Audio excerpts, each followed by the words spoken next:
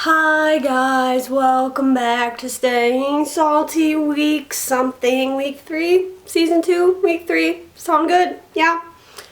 Cool. I got cystic fibrosis. See, I've got cystic fibrosis.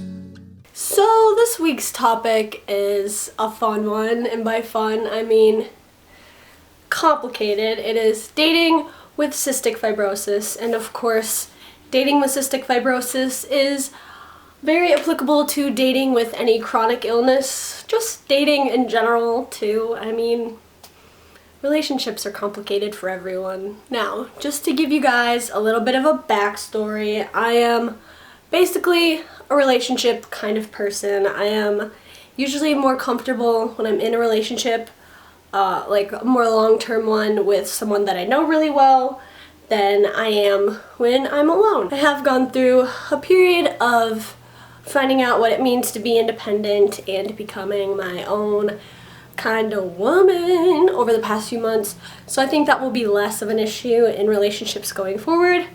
But yeah, that's who I am as a person. Now, the cool thing I can offer you guys on the Staying Salty channel is the college perspective. I am the only member who is, my heat just kicked on. I'm the only member of Staying Salty who is currently in college, and college is an interesting place for dating. A lot of people are into the whole like dating app thing, like Tinder and Bumble, OkCupid, those are some of them.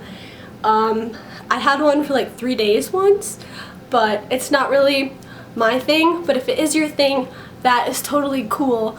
And no, you don't have to put that you have cystic fibrosis in your bio. Like, that doesn't have to be a thing. Casual dating, though, can be a little more difficult than serious dating. And by serious dating, I mean I've personally only ever been in relationships with people whom I was very close friends with beforehand.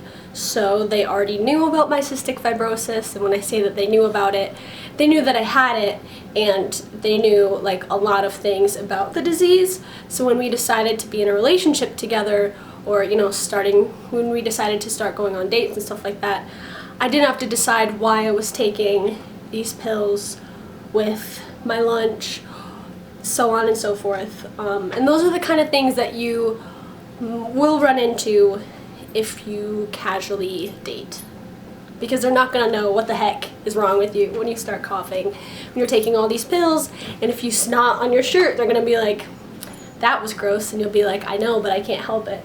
And it's just, but guys, as much as I wish I could, I cannot stand in front of you and just tell you when it will be the right time for you personally to reveal your health issues, because that's something that you have to decide, and that's something that I imagine that you've already decided in your past. Like, you've known when to tell your friends, and you've kind of gotten into a routine for when you reveal your cystic fibrosis.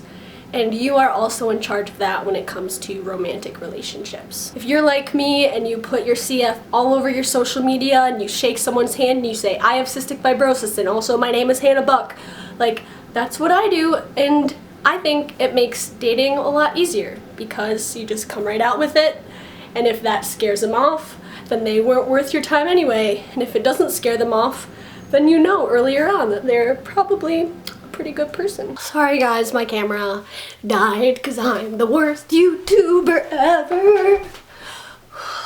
Oh my god, I did not have enough spoons for that. Okay, continuing on. If you are the opposite of me and you like to keep your CF private until you feel comfortable enough to share it with somebody else, that is totally cool. That is your prerogative. It's kind of like entering the workforce in that way. You don't have to share anything that you don't want to. It's not their right to know that kind of a thing about you until you want to tell them. So if you want to do that, go ahead. That'll probably be easier to do if you are relatively more healthy with your cystic fibrosis, because you won't have to hide, hospital stays or like port scars for super long. But either way, please just do what makes you feel comfortable.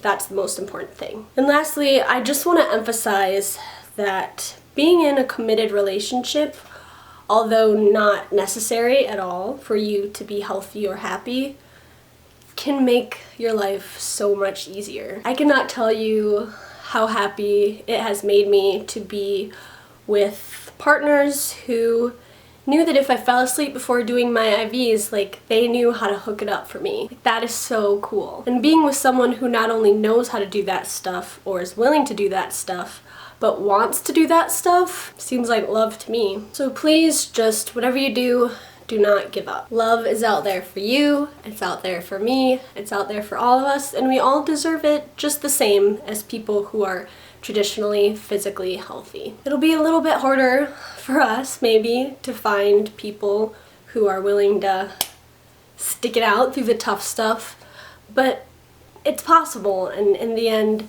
it is so worth it to just have someone on your team.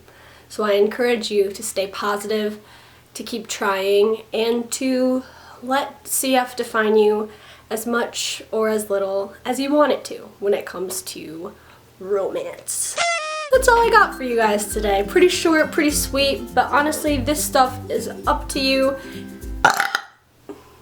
And I can't tell you what to do. And I shouldn't, and you wouldn't want me to. Please subscribe to this channel if you haven't already so you can see the rest of our awesome videos that we're pushing out for you guys.